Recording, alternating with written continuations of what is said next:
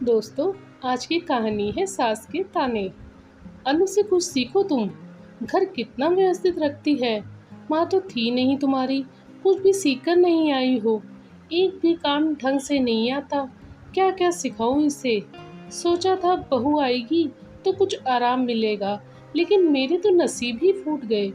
बड़ी भाभी किस्मत वाली है जो सुमन जैसी बहू मिली। पूरा घर संभालती है, मजाल उफ तक कर दे। मीना जी अपनी नई नवेली बहू को कोस रही थी। उनकी बहू प्रिया को वर्क फ्रॉम होम मिला था।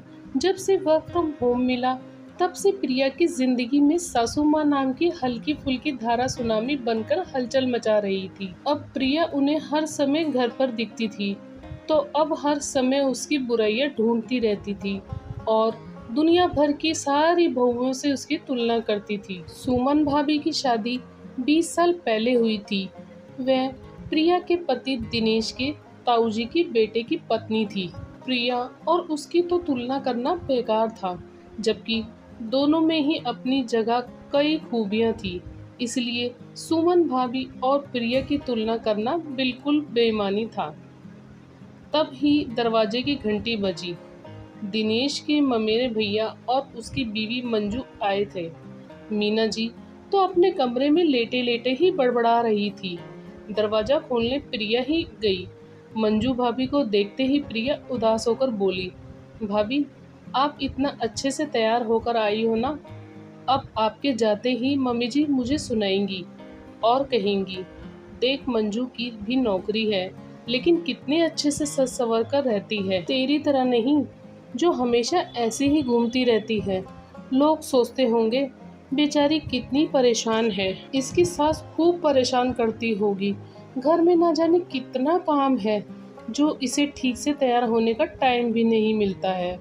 लोगों का मुंह थोड़ी ना बंद कर सकते हैं। यहाँ पर तो अपना सिक्का ही खोटा है। मम्मी जी कभी मुझसे खुश ही नहीं होती। मैं कितनी ही कोशिश कर लूँ, उन्हें कभी खुश ही नहीं कर पाती। इतने में ही मीना जी भी अपने कमरे से बाहर आ गई थी। उनको देखते ही प्रिया चुप हो गई थी। मंजू को प्रिया पहले भी अपनी समस्या बता चुकी थी। एक आत्मविश्वासी और आत्मनिर्भर लड़की को देखना मंजू को अच्छा नहीं लगा। मंजू प्रिया के साथ किचन में आ गई थी। देखो प्रिया, मैं जानती हूँ तुम अभी किचन का सारा काम देखती हो, रोज नई नई डिशेस बनाकर बुआ जी को खुश करने की कोशिश कर रही हो, लेकिन मेरी एक सीख अगर तुम्हें सही लगे तो याद रखना, हम किसी को भी 100% खुश नहीं कर सकते। अगर तुम 10 काम सही करती हो और थोड़े से काम में अगर थोड़ी सी भी गलती हो जाए तो वह एक गलती बहुत भारी हो जाती है। सासू माँ तो गलती ना होते हुए भी गलती निकाल ही देती है। मंजू ने उसे समझाते हुए कहा, भाभी मैं सोचती थी कि मुझे सही में कुछ नहीं आता, क्योंकि मेरी माँ तो बचपन में ही चल बसी थी। सोचा था सासू माँ में ही मुझे मेरी माँ वापस मिल जाएगी, लेकिन ऐसा कुछ नहीं हुआ। मम्मी जी तो मुझसे हमेशा ही नाराज रहती है। आप किन सीमाओं की बात कर रही हो? प्रिया ने पूछा। अरे यार, घर के कामकाज करने की। तुम जितना ज़्यादा प्रयास करोगी, बुआ जी की उम्मीदें तुमसे उतनी ही बढ़ती जाएंगी।